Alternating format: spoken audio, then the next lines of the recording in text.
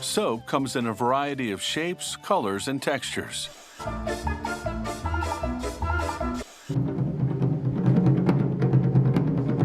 Nothing's as sexy as a slick star. That should be enough. It's time to play Slick Star. But this time we're going to do it the right way.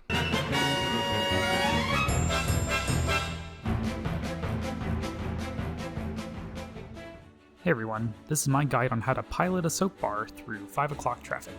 Now this is just a tutorial for the air ride mode of Air Riders, so if you're a city slicker, I'm sorry, I don't have a whole lot for you, but hopefully some of this stuff will translate over.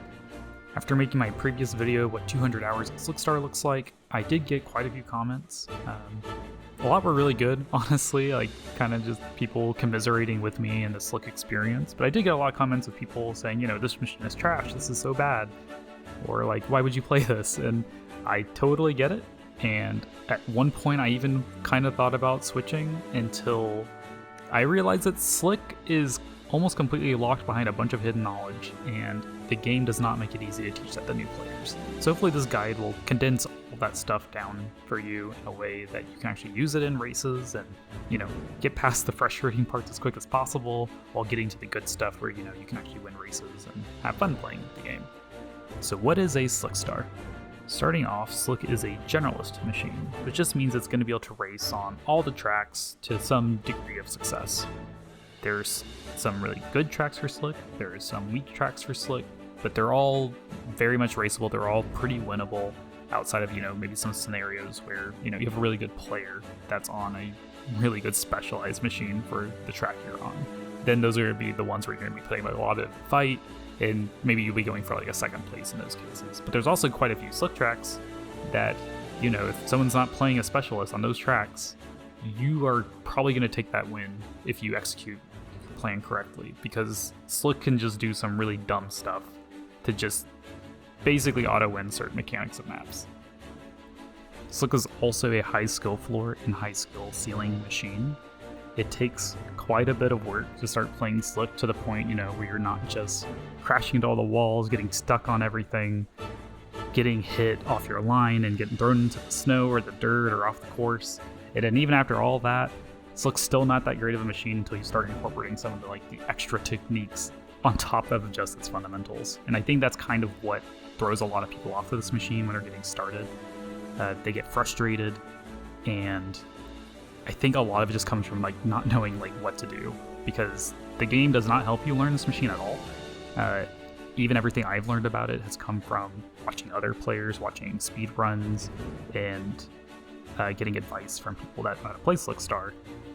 And once you kind of get all of these resources together, it's just if I knew all this at the beginning, I don't think I would have had to make that 200-hour Slickstar video. I probably could have skipped to the good stuff where, I can actually win races.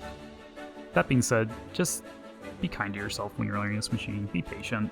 It takes a lot of time to learn it, but I do believe it is one of the most rewarding machines to learn, and honestly one of the most fun. Playing Slick, day one, week one is completely different from playing Slick, month one, month two. To the point where it's I really do believe it's almost a different machine at that point. Finally, as you could probably guess, Slick is a very chaotic machine to play. It is constantly reacting to things. It is constantly being proactive about things. It is really just this big, giant, slippery mess of a machine that is trying to set up its game plan, execute its game plan, fail at its game plan, and then recover from those failures at pretty much every stage of the race. So if you really like just something that's just super engaging throughout the entire race where, you never know what's going to happen. You could be in last and then all of a sudden you just hit something just right and you've kind of careened into second, and then now you're fighting for first again. Or, you feel like you've got the victory and you make one slip up and now you just find yourself in fourth or fifth and you're like, what the heck happened? Then this machine is probably the one for you. You'll hopefully find all of these inconsistencies just endearing and fun. But I really do believe it's just one of those machines that has that perfect balance of being both, unpredictable but still very competitive. It's not like you're just sacrificing, the ability to win just to play this, fun vehicle. We're going to talk about stats for a little bit. Here we have Slick Star compared to Warp Star, just to kind of give you a good frame of reference to something that you might be more familiar with. I don't want you to get too hung up on these stats because Slick is such a weird star to begin with, and then also it's not super clear at this time how all the stats directly affect racing. We have some theories, but nothing's really set in stone until, this game gets broken open and we can actually look at some of the data more in depth. Pretty much everything you're seeing online is merely speculation or observation. So right off the bat, we've kind of already hit our first issue, which is a below average top speed. Everything we're going to do in this guide is basically to overcome that stat and cheat out as much as we can to become a very fast machine. So we're going to be using a combination of boost, charge, turn, and our really low grip to make all that happen. And as you can kind of see, we are very high, way above average on things like boost, charge, and turn. And turn's kind of a weird one. Doesn't make a lot of sense when you look at it because you're like, this can't turn. But it is really important when we actually show how to steer it when we get into brake pumping and charge boosting. And then lift. It's there. We are slightly above average for some reason. I don't know why Slick has so much lift, but it does. Its flight speed is also a little high, but here's the thing. Slick is not a flyer. I know it is in City Trial, but in air ride mode, this thing does not want to be in the air. It's pretty much, if you're in the air, your goal is to get down as quick as possible. I'm going to kind of just skip over the offense and max HP stat, because once again, these are kind of City Trial stats that don't really affect a lot in air ride mode, unless you have retirement on, which, we don't have that on ranked. And then finally, we have a very low weight stat. That's just going to mean you are going to get shoved. If you try to run into a bulk star or a bull tank or something, you'll be the one that gets pushed off.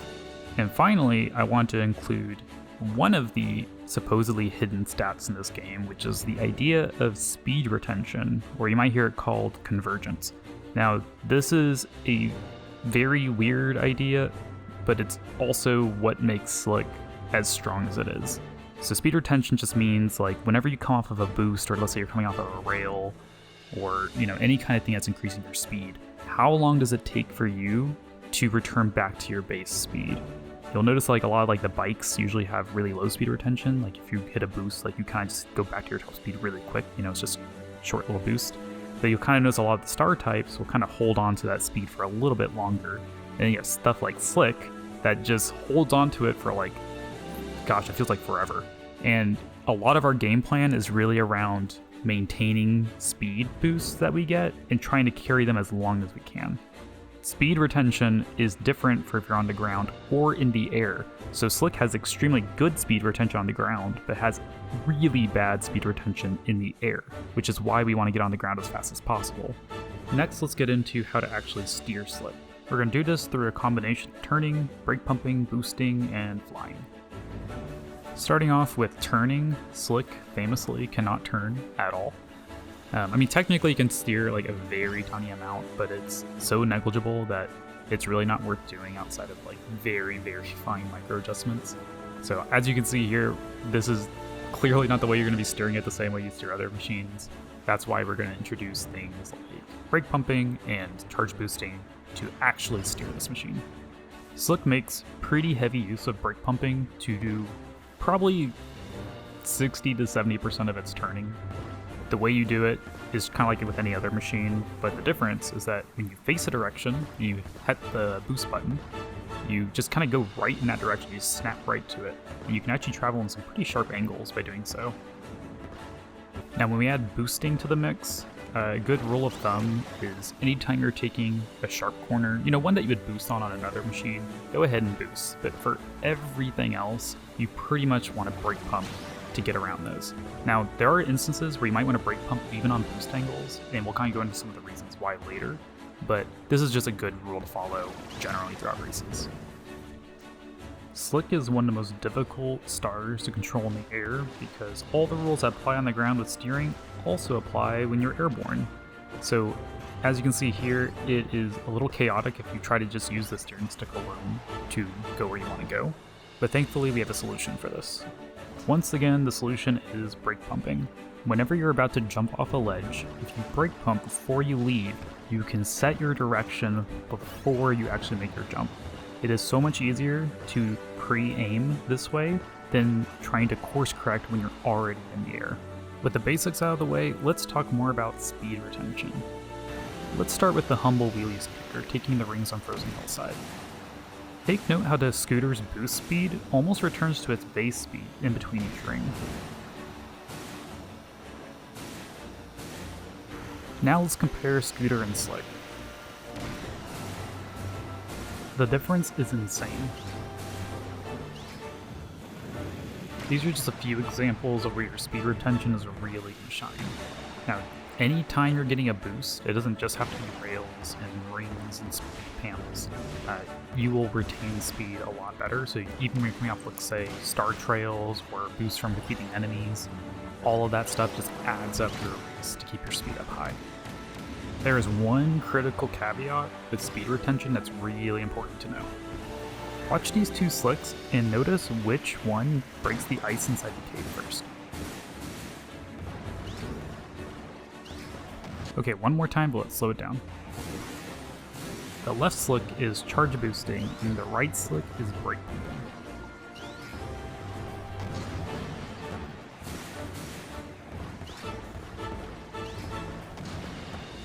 Brake pumping maintains your speed, but charge boosting can kill it. A good rule of thumb is anytime you're above 50 kilometers per hour or approximately 31 miles per hour, you should be brake pumping. Try to avoid charge boosting anytime you're above these speeds. Sometimes you're forced to for various reasons, but the less you can do it, the longer you can carry your speed farther through each course. Everything we've covered so far are the basic fundamentals of slick. Next, we're going to go over some techniques that's going to greatly boost your performance, and this is the stuff that really takes slick to the next level. These techniques include rail charging, boost storing, snaking, diagonal diving, boost jumping, and boost landing. Rail charging is the easiest tech to execute. All you have to do is charge whenever you're on a rail that doesn't already automatically charge you. Normally charging on a rail like this would slow you down if you're playing other vehicles, but Slick is one of the very few that is able to charge on these rails without losing any speed at all. Many of the rails that you can free charge on can be found in the old GameCube tracks, so be on the lookout for them while you're racing there. There's a few on the new tracks as well, but not nearly as many. Beanstalk Park is especially notable for this technique because you can pretty much cheese out the entire ending segment of that race because there are just so many rails there.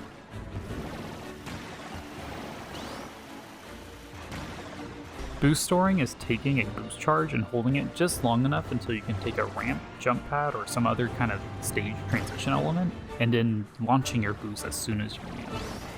This is really beneficial because not only are you getting a speed boost on certain portions of maps that you normally wouldn't be, but you're also able to use your speed retention to then carry that even further.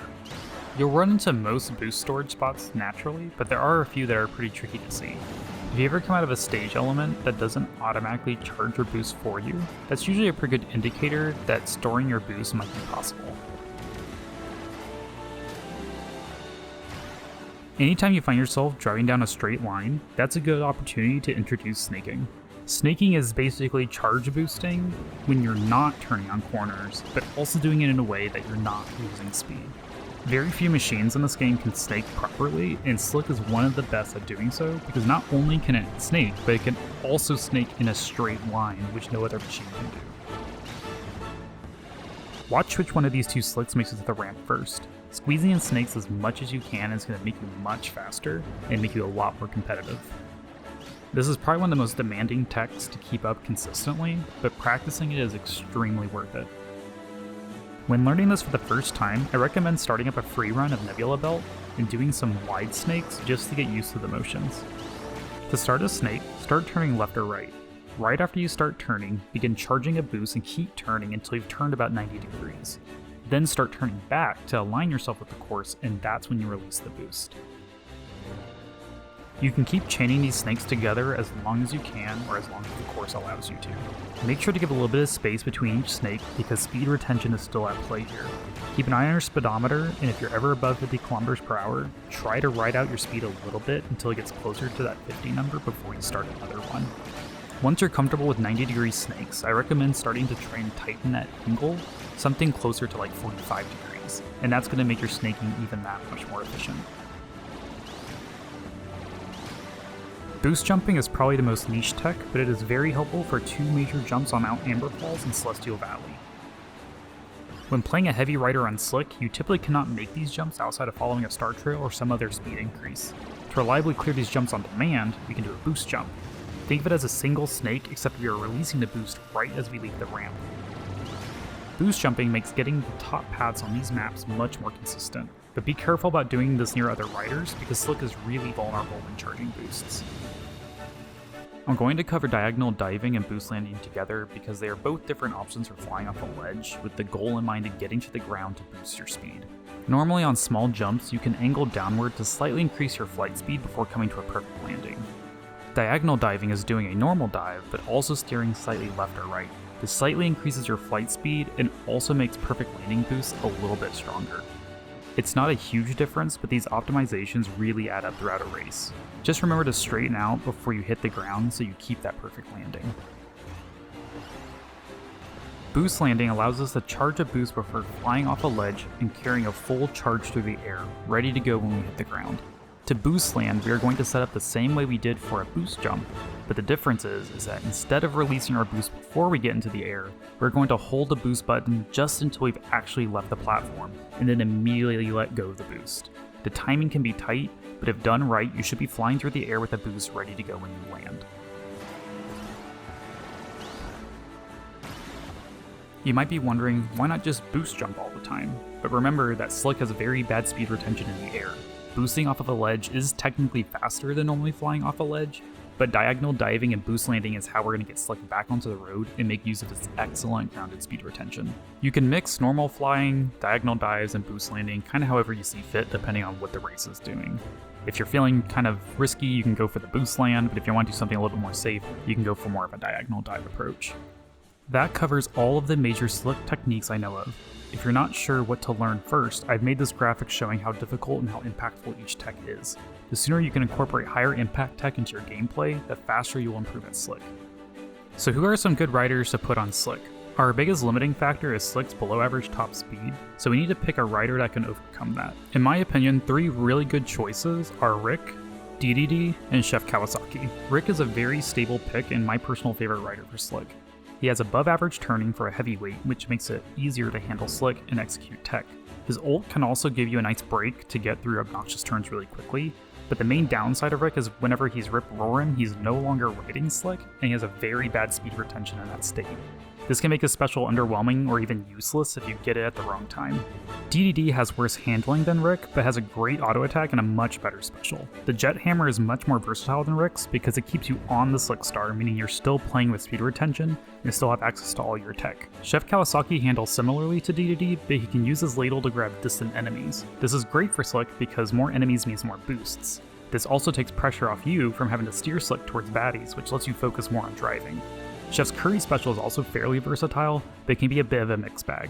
It's best used while in a high place during the race and can be almost useless if you're in the rear. Like DDD, he also stays on the Slick Star during special, so that's also important to consider. Next, I have a tier list for Slick's performance on the air ride maps. I won't go through these in detail because this video is already way too long, but what I can recommend is checking out the Speedrider website and watching the submissions to see what are the best paths to take.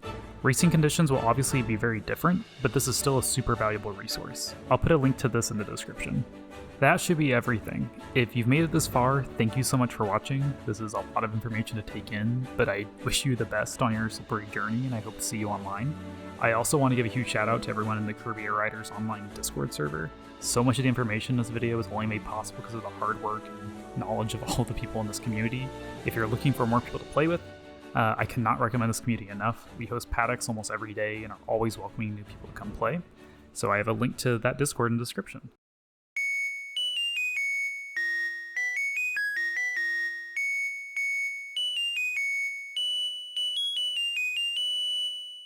Oh good, my slick star's done.